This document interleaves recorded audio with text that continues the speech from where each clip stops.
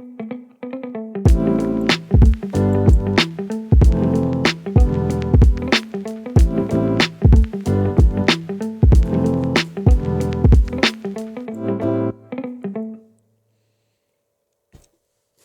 welcome to CGS Biblecast this morning. Glad you joined us.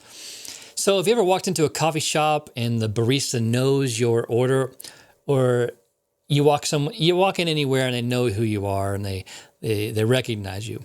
Well, it's kind of nice, right? It's kind of nice to be recognized and known.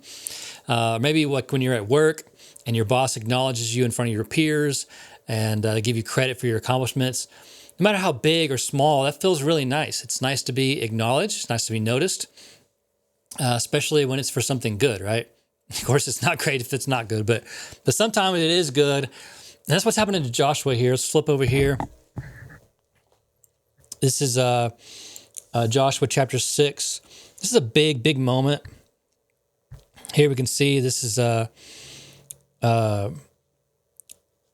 story of Jericho. Where the walls fall down, Pick up here in verse 16. It says, the seventh time around, as the priest sounded the long blast on their horns, Joshua commanded the people, shout, for the Lord has given you the town. So we know they saved Rahab. They don't keep anything that sets them apart for destruction. Everything's destroyed.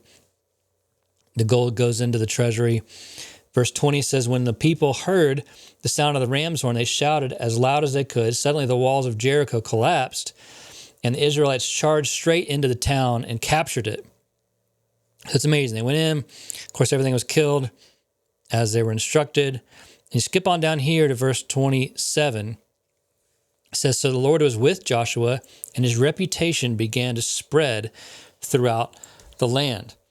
So he's starting to get noticed, right? That's nice. Okay, Joshua was known.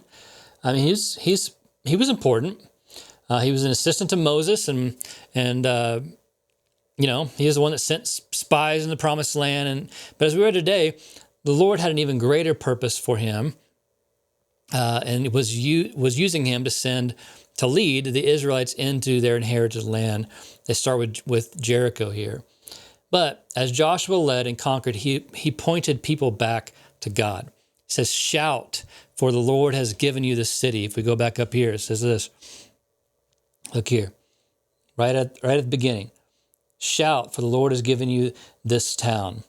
That's an important thing to notice. Joshua had some success and the Lord blessed him.